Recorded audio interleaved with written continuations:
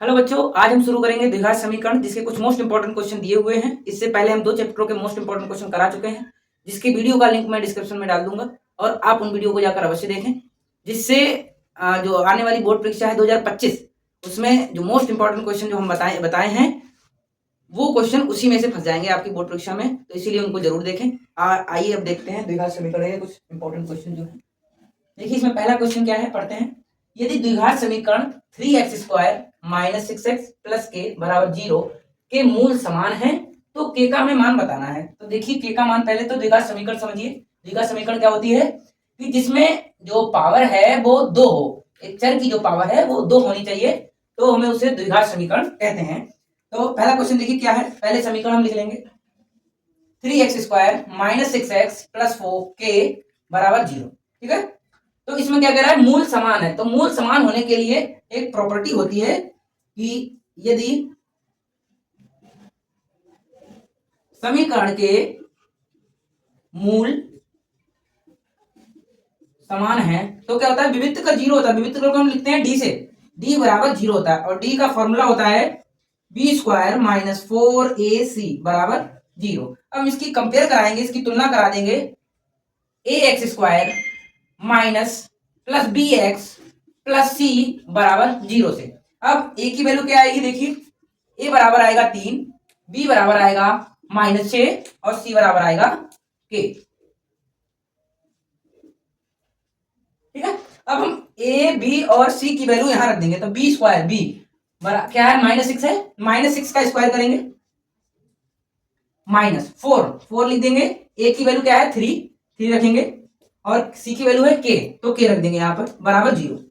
अब देखिए क्या है, 6 का स्क्वायर माइनस के 6 का स्क्वायर करेंगे तो माइनस माइनस प्लस हो जाएगा और 6 जा 36 36 6 छंग 36 माइनस 4 तिया 12 की के से गुणा करेंगे तो 12 की आएगा।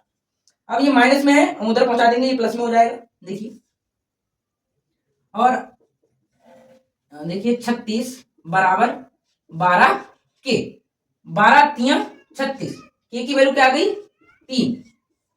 तो के की वैल्यू अगर हम यहाँ 3 रख दें तो इसके मूल समान है। मूल मतलब इसके हल जो x की 2 वैल्यूज आएंगी वो। आइए ये नोट कीजिए, हम दूसरा प्रश्न फिर बताते हैं।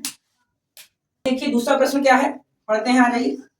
समीकरण x माइनस 1/x बराबर 3, जहां x क्या 0 नहीं हो सकता है, के मूल ज्ञात कीजिए। मतलब हमें x की वैल्यू बतानी है, तो पहले इसको सही क्रम में लिखेंगे। पहले x माइनस 1/x बराबर 3, ये अपने बंद कर लीजिए। इसका एलसीएम लेंगे तो आएगा x की मल्टीप्लाई इधर कर देंगे, x² माइनस x है तो 1 आएगा बराबर 3, इसकी इधर मल्टीप्लाई कर देंगे, इधर डिवाइड में इधर मल्टीप्लाई में आ जाएगा।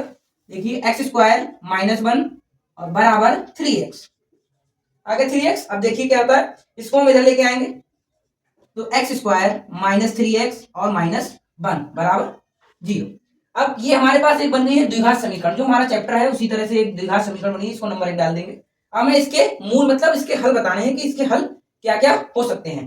पहले तो देखिए अगर इसके मूल गुणनखंड से विधि से हो रहे हो तो गुणनखंड से करेंगे, वरना हम जो धराचार्य सूत्र होता है, विविक्त कर निकाल के जो हम सूत्र लगाते हैं उससे करेंगे। तो देखिए इसके तो गुणनखंड शायद आराम से हो जाएंगे, इसकी 1। तो अगर हम चलो आपको धराचार्य से बताते हैं, साधारण गुणनखंड विधि से तो कर ही लोगे। धराचार्य के लिए पहले तो हम विविक्त कर डी बराबर निकालेंगे, b² इसकी तुलना कर देंगे x² minus plus b x plus c बराबर 0 से। तो a की जो वैल्यू है वो आएगी 1, b की वैल्यू है -3 और जो c की वैल्यू आई है वो आएगी -1। अब यहाँ d² b² -4ac, b² मतलब क्या है -3 का स्क्वायर करेंगे 4 लिख देंगे, a की वैल्यू रखेंगे 1 और c की जो वैल्यू है -1, तो -1 हम लिख देंगे। 3 3 जा 9, माइनस की माइनस से मल्टीप्लाई करें प्लस हो जाएगा, माइनस और माइनस प्लस 4 बन जा 4, तो 4 और 9 13 हो जाएगा। तो हमारे पास विविक्त का क्या आ गया 13। अब धराचार्य जो सूत्र होता है तो लिखेंगे 3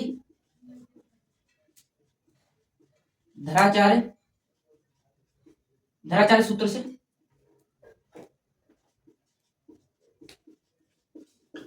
क्या होता है, x बराबर -b plus minus under root b² minus 4ac upon 2a, ये फॉर्मूला होता है धराचार्य सूत्र का। तो हम यहाँ से x की 2 वैल्यू आएंगे, एक प्लस के लिए और एक माइनस के लिए। देखिए अब देखिए माइनस बी, तो बी की वैल्यू हमारे पास 3 है और माइनस इसमें भी है और यहाँ भी लगना है, तो आएगा +3 plus minus under root B square minus 4ac की वैल्यू हमने निकाली है 13, तो 13 आ जाएगी अपॉन 2a, a की वैल्यू 1 है तो 2 बन जा 2 आ जाएगा x बार। अब देखिए एक बार प्लस रख लीजिए, एक बार माइनस रख लीजिए, रूट 13 का रूट निकलेगा नहीं तो सीधे ऐसे ही हम हल लिख देंगे, एक आगे 3 प्लस रूट 13 अपॉन 2 और एक इसी का आ जाएगा 3 माइनस रूट 13 अपॉन 2, तो ये इसके दोनों हल हो जाएंगे। नोट कीजिए अगला क्वेश्चन क्या है, गुणनखंड विधि द्वारा द्विघात समीकरण जो यहाँ दे रखी है इसके मूल हमें बताने हैं। ठीक है, मूल मतलब इसके भी ऐसे ही हमें जैसे इसमें धराचार लगा दिया, तो आज हम इसमें गुणनखंड विधि से देखेंगे, देखिए कैसे आता है। देखिए तीसरा प्रश्न पढ़ते हैं, तो ये समीकरण दोबारा लिख लेंगे, 3x square minus 2 root x 2 root 6x plus 2 equal to 0।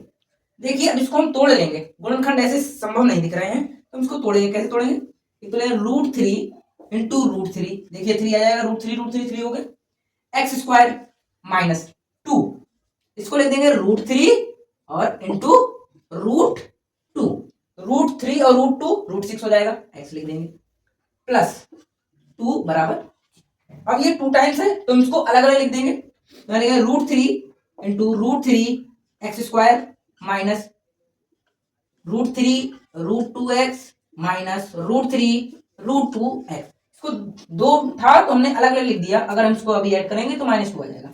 देखिए आप लिख देंगे बराबर, अब देखिए क्या कॉमन आ रहा है, एक तो यहाँ पर √3 है और यहाँ पर भी √3 है, यहाँ 2x है लेकिन यहाँ पर एक x, तो हम एक x कॉमन ले लेंगे और √3 कॉमन ले लेंगे, तो √3x कॉमन लेंगे तो क्या बचेगा, ये √3 हो गया कॉमन, एक √3 बचा, एक x कॉमन हो गया तो एक x बचा, यहाँ पर √3 कॉमन हो गया, x कॉमन हो गया तो क्या बचा माइनस का √2। अब देखिए यहाँ पर क्या है, यहाँ पर इसको अगर हम चाहें तो कैसे लिख सकते हैं, इसको लिख दो √2 और इंटू √2, तभी तो 2 ही हो जाएगा, तो यहाँ पर √2 कॉमन है, यहाँ पर भी √2 कॉमन है, तो इसको माइनस में √2 हम कॉमन ले लेंगे, तो क्या बचेगा हमारे पास, देखिए यहाँ √3 बचा, x बचा, तो √3 और x बचा, यहाँ पर √2 कॉमन ले लिया है तो क्या बचा, यहाँ माइनस लगा है तो यहाँ माइनस और प्लस माइनस, तो और √2 कॉमन ले लिया तो यहाँ बचा √2 बराबर 0। अब देखिए यहाँ पर भी √3x माइनस √2 है, यहाँ पर भी √3x माइनस 2 है, तो हम इसको दोनों को कॉमन ले लेंगे तो क्या आएगा हमारे पास, देखिए बचा √3x माइनस √2, इतना दोनों जगह से कॉमन ले लिया हमने, यहाँ क्या बचा √3x माइनस में √2 बराबर, ये दोनों हमारे पास बराबर है और दोनों बराबर है हमारे पास। अब देखिए दोनों बराबर है तो दोनों को अलग अलग कर दीजिए, देखिए दोनों को इक्वल 0 करिए, 3x माइनस √2 बराबर एक बार 0 करिए, उसके बाद करना है √3x माइनस √2 बराबर 0। अब देखिए ये माइनस में उधर जाएगा प्लस में, तो √3x बराबर √2, x है यहाँ मल्टीप्लाई में √3 है तो इधर डिवाइड में आ जाएगा, तो आ जाएगा देखिए x अपॉन √2 अपॉन √3, एक तो ये हो गया। उसके बाद देखिए इसको सॉल्व करेंगे तो उसी तरह से सॉल्व कर लेंगे इसको भी, √2 x बराबर √2 अपॉन √3, ये x के मूल दोनों समान आए हैं हमारे पास, तो अतः लिख देंगे अतः समीकरण के मूल समान है। नोट कीजिए, समझ में ना आया हो तो फिर से कमेंट करें।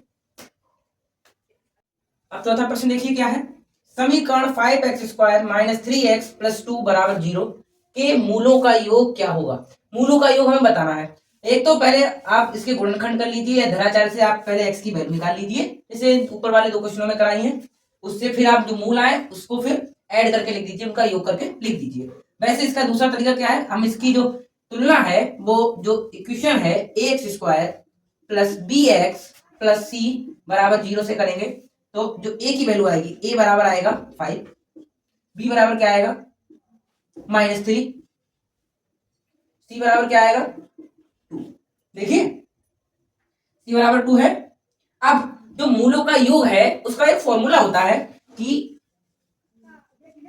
मूलों का योग बराबर, अगर पहला मूल हम मान लें अल्फा है और दूसरा मूल बीटा मान लें, अल्फा बीटा ना लिखे तब भी कोई फर्क नहीं है। तो इसका जो फॉर्मूला होता है उसमें फॉर्मूले में माइनस चिन्ह होता है और ऊपर होता है एक्स का गुणांक, अपॉन में होता है एक्स स्क्वायर का गुणांक। ठीक है, तो एक्स का गुणांक यहां पर कितना है, एक्स का गुणांक ये है बी, बी की वैल्यू कितनी है -3, तो माइनस चिन्ह पहले से ही है और -3 यहां पर है।